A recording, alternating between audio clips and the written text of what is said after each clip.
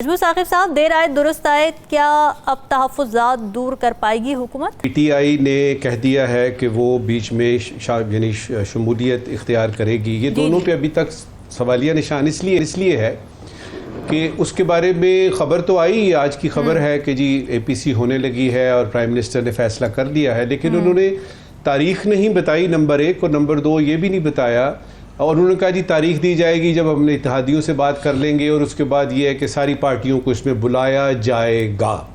इसका मतलब है एज वी स्पीक, अभी जो हम बात कर रहे हैं ये लाइव जा रहा है 92 से प्रोग्राम, अभी तक हमारे पास तारीख नहीं है। ठीक है। अच्छी बात ये है, देर आए दुरुस्त वाली आपने जो बात की है वो इस तरह से अच्छी है कि फाइनली हुकूमत ने मान लिया कि इस तरह के हसास मामलात में अपोजिशन जैसी भी है, अपोजिशन है, उसको भी बीच में आना चाहिए और तमाम पार्टियों को मिलकर करना चाहिए। देखिए, अगर आपकी पार्लियामेंट सही हाल में काम कर रही होती तो इस तरह की चीज़ें होती नहीं है।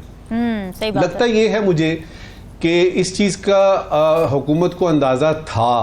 पहले उन्होंने इसको अप्रूव किया है और उसके बाद उन्होंने देखा चलो देखते हैं रद्द अमल क्या आता है, और जब रद्द अमल शदीद आया है तो उसके बाद उन्होंने इस पर गौर व खौज किया है कि भाई एपीसी भी होनी चाहिए।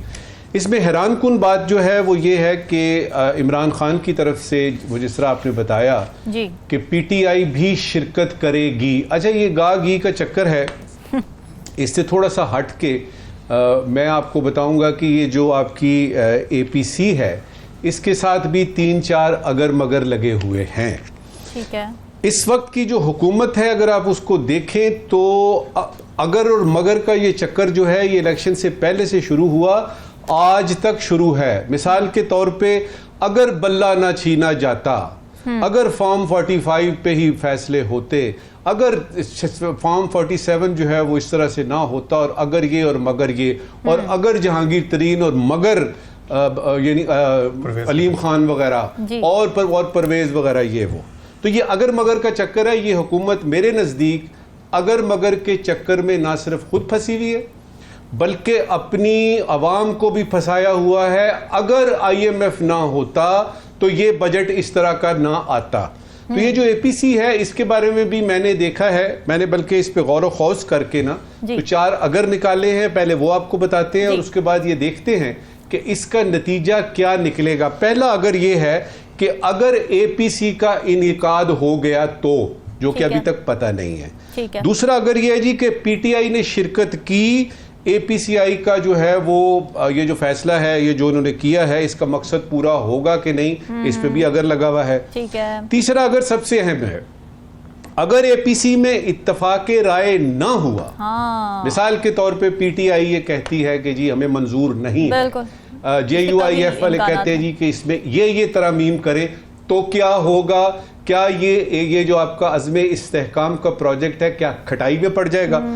अहम तरीन जो अगर है वो है कि मुल्की हसास मामलात में पीटीआई को अब हिस्सा डालना चाहिए, और बजाय इसके कि खान की रिहाई का सिलसिला अलहदा है। जी बिल्कुल। खान की रिहाई का सिलसिला चलाते रहिए, लेकिन बीच में दरी असना ये भी देखना है कि इस मुल्क ने भी चलना है। और दहशतगर्दी का ये जो अफरीत आपके सामने है, जो पिछले कुछ महीनों से दोबारा से इसने सर निकाला है और बहुत सारे खदशात इसमें शामिल हैं, उसकी तरफ तवज्जो देनी है। उसके लिए आप सबका मिलजुलना, पार्लियामेंट को पार्लियामेंट बनाकर चलने का वक्त रामीन आ गया है। और इसमें ये सियासी पार्टियों ने जातियात से हट के, अपनी पार्टी के मकसद मफाद से हट के थोड़ा सा मुल्क का सोचना है।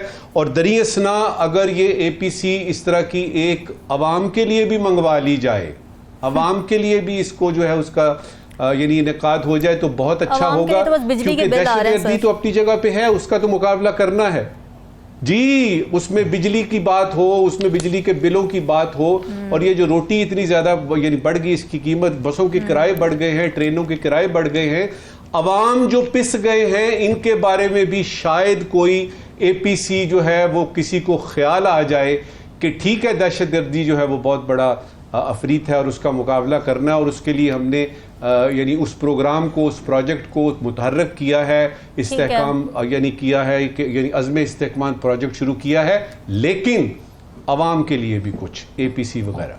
दुरुस्त साकिब साहब, चले अगर हम मान लें एहसन इकबाल साहब की मिनिस्ट्री की स्टेटमेंट मान लें कि जी डेफर नहीं किया गया, तो इसका मतलब है कि क्या अब इस मंसूबे को प्रोसीड किया जाएगा और उसके लिए जो पैसे पहले नहीं थे, यानी अनवायबल कह दिया गया था कि उतनी ही कॉस्ट में तो पूरा नहीं हो सकता, तो क्या अब वो वायबल हो गया, पैसे आ गए हैं, कहाँ से आए? देखिए, यानी नज़र हमें ये आ रहा है कि आग लगी हुई है सामने, मुझे कुछ धुआं सा दाएं बाएं से उठता हुआ नज़र आ रहा है। जल्दी से उसको समझने की कोशिश करते हैं कि ये समस्या, ये मुश्किल, ये जो इस वक्त कड़मासा मचा है, ये क्यों हुआ है।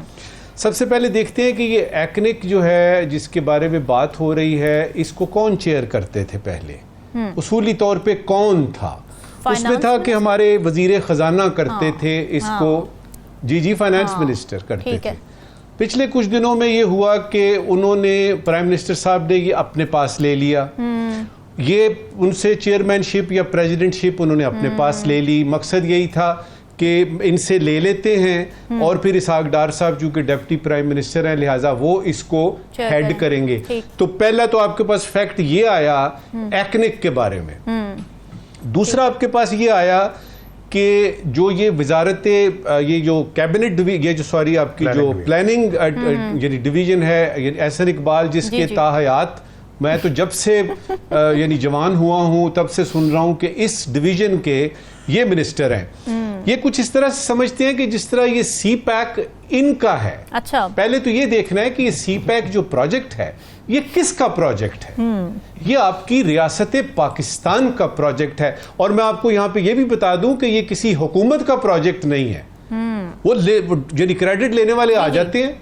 अच्छा, तीसरा इसमें एंगल ये है कि अगर फर्ज करें एक्निक की कोई कार्रवाई होती है, कोई मीटिंग होती है, कुछ फैसले होते हैं, तो ये आपने किसके जरिए पहुंचाने हैं। अब उसमें आप देखते हैं कि लाइन मिनिस्ट्री कौन सी है।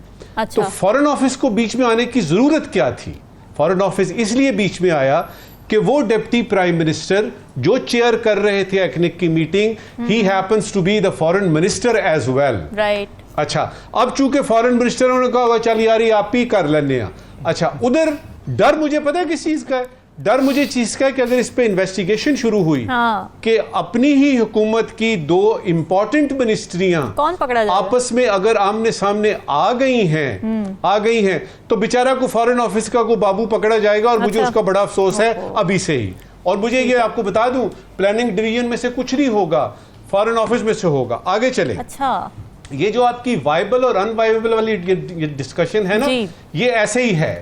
अच्छा। एक्निक ने फैसला किया, उसको सिर्फ पहुंचाने का था। और याद रहे कि ये 85% जो कर्जा है और यानी 15% हमारा, ये चाइना की डिमांड है कि इसको इस तरह से इसको 1/3 कम करे खर्चा। अच्छा। ये कोई फॉरेन ऑफिस की या प्लानिंग डिवीजन की डिमांड नहीं है। अच्छा, ये भी तय हो गया।